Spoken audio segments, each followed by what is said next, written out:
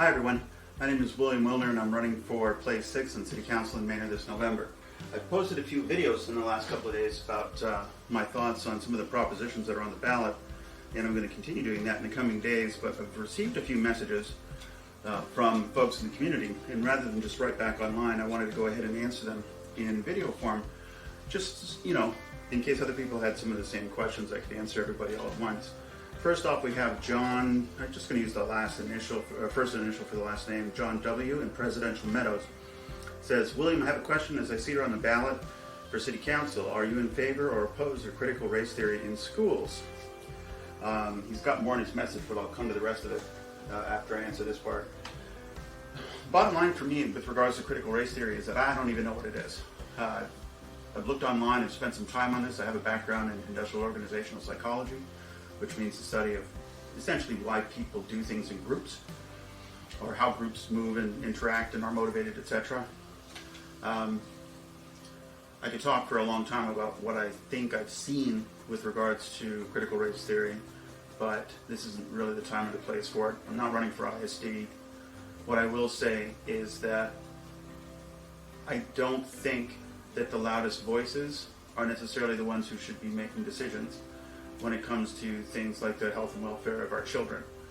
Schools are supposed to be safe places, and I don't think that the people who have the most free time on their hands should, and the most energy to burn, should be the ones who are then forcing policy to get made in certain directions. This cancel culture and this, shouting people down and so on. I think it's great to stand up for what you believe in, and I'm not going to take away from that for a second, because that's why I'm running for City Council. I'm only doing this because of what I believe in, not because I have a lot of free time. But when it comes to schooling, I'll say this. I think that math should be taught in math class. I think that literature should be taught in literature. And on that topic, I think banning books is a really crazy idea when it comes to a lot of the classic literature. I don't know what's been published or put into the school curriculums in the last 30 years because I haven't been part of it. So, and I have seen some pretty outrageous things that were included in the curriculum that had no business being there. Whether or not that's part of critical race theory or not, I don't know. But I do believe that schools are supposed to provide, public schools at least should provide a basic level of competency so that any child that's growing up in our society can learn what they need to learn in order to function as a capable adult once they graduate. That's the only thing that I think schools should be doing. Teach them how to eat well, how to take care of their money, how to find a job or learn a trade. Teach them, teaching right from wrong is difficult to do in schools, but teach them math, teach them science, chemistry. These things, I think, to me, have always been very straightforward. I don't think that should be a lot of room for other agendas getting crammed into that. So if that's what CRT is, then I'm against it. If CRT is all about just telling the truth about what's happened in the past, then I'm all for it. Because history is not this person's idea or that person's idea. The true study of history is very simple. What happened? That's it. You could just call it the truth. Just tell the truth about what happened. That's it. I'm not sure if that's a thorough answer for you or even a satisfactory one. But then again, I'm not a politician. I'm just some guy, business guy, who's running for office because I don't like some of these taxes that are coming up. What's your opinion? Are you in favor of it? He goes on to say, what's your opinion on making people wear masks and mandatory vaccinations, for example, COVID, to participate in day-to-day work and school functions? Well, I'm of two minds on this, honestly. I grew up in Zaire. It's called the DRC now, the Democratic Republic of the Congo. Back then, it was one of the most lawless and dangerous places on the planet. I've seen people whose bodies were destroyed by polio. And that's a real thing. That's not a joke. It's not made up. And frankly, when I see parents saying, oh, it's all a conspiracy, we don't need polio vaccines, those parents are just wrong. I've seen this with my own eyes. And you are so lucky that you get to be so ignorant that you think a disease that's so terrible is a made-up conspiracy. And I hope to hell that your kids never actually suffer from it. Do you have the right not to have your kids vaccinated? Sure. Does the school have the right to say you can't come in because your kids can't come in because as being unvaccinated, there are risk to all the other kids in the school, particularly immunocompromised kids? Also, sure. A lot of people don't seem to understand something, and that is that you don't always get you can't always force somebody to do what you want them to do. Right? It seems like such a simple idea, but it just seems to be so difficult for a lot of Americans to get their heads wrapped around these days. Right? If you disagree with the school's policy, you have the right to homeschool your kids. Do I think that it's smart to homeschool kids? No, because your kids will grow up without socialization, they'll be maladjusted, and they'll be at a disadvantage in the workforce because they won't know how to get along with people. But is that your right? Of course it's your right. Now, when it comes to work, hey, for me it's very simple. If your workplace can give you a dress code about what kind of shirts and slacks or whatever to wear, and they decide because of the pandemic that dress code now includes a piece of cloth on your face, not just pieces of cloth to cover your private parts, sure, it's totally within their right. Why wouldn't it be within their right to do that? Do they have the right to insist that you receive an injection? No, because that violates your physical bodily autonomy. You have the right to determine what goes into your body. Is it fair? It doesn't really matter if it's fair. That's their right. Do you have a right to go into a store without a mask if they have a mask-only policy? No, you don't, any more than you would have a right to go into somebody's house who has a mask-only policy without wearing a mask. You don't get to project what you want onto other people and violate their rights to autonomy by asserting your right to do whatever you want. Your rights stop when they encounter someone who has a different opinion than you.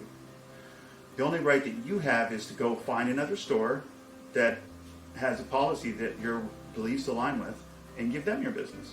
Or find another job where they don't require you to put an annoying piece of fabric on your face until the hysteria over the virus dies down a little bit. That's what your right is. You can go find someplace else, find someplace where you fit in better, where you feel more comfortable.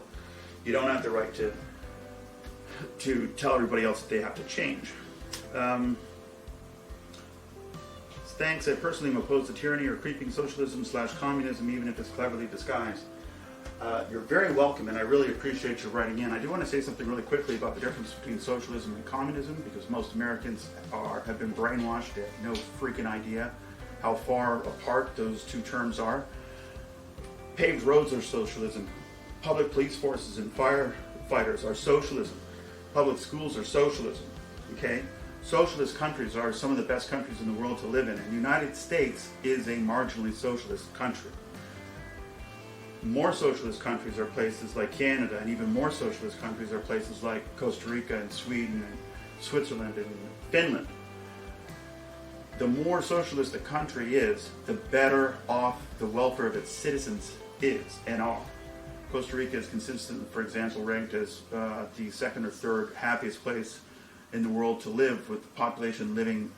They've got 3 blue zones in one tiny, tiny, tiny country. There's 6 blue zones in the world, and 3 of them are in Costa Rica. And that's a great socialist country. And, we've spent a lot of time down there, and it's freaking awesome. But socialism is not communism.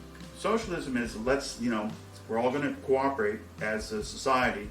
There's all things that we all need, so we're all going to pay in a little bit, and we're going to pay for these things, and that supports all of us, like roads, like sewage, like infrastructure and public schools and all these other things.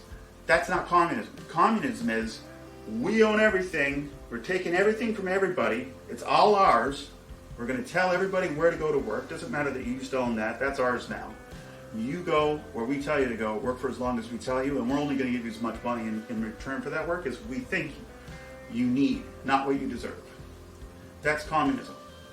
It's miles away from socialism. And people who want to conflate these two terms don't understand, really, and I'm not trying to be insulting here, but you don't know what you're talking about. I've been to places like Cuba and Venezuela, communist countries. They're terrible. They're awful. Been to places like Canada for 20 some odd years and Costa Rica for another 10. And they're awesome. So you owe it to yourself to get a little bit more information and education on that. And thanks for writing in. Let's go to, let me see here, Audrey T from Shadow Glen. She misunderstood my position on Cap Metro. She thought I was talking about getting rid of it. She says, agree, other communities found better solutions in Cap Metro while meeting the communities needed a fraction of the cost. That money is needed badly to go elsewhere. I wrote a fairly lengthy response to that and said, you misunderstood my video. I'm for keeping it because we're getting more than we're paying for. And in order for a city to survive and flourish, it must provide assistance for those who need it. We need a mass transportation option as traffic is getting out of hand, et cetera, et cetera. There are certain people who are going to try it out and depend on it as an alternate option because they can't afford to have a second car anymore. No successful city exists without viable public transit. Getting rid of it would be a bad idea for a lot of reasons. Taking it away is not just cruel for those who depend upon it, but it also makes no business sense. She responded and said, show me your math. How will Cap Metro solve any of this? They haven't already. What's going to change? How are we getting more than we're paying for? And where did I suggest we deny assistance to those who need it? Well, you suggested denying assistance to those who need it by suggesting scrapping Cap Metro. Cap Metro is the only way that a lot of folks in our community have of getting around. It's the only affordable way for them to do that. The math is super simple. In the proposition, it states that there's an outstanding debt of $10 million that we would have to continue collecting the tax in order to pay that off over 5 years, even after we stop the service. So we're getting more than we're paying for. It's a great deal. People depend on it. We shouldn't scrap it. So that's my math. Thank you all both for writing in. Appreciate it. William, Place 6, Manor, November. Talk to you again soon. Bye-bye.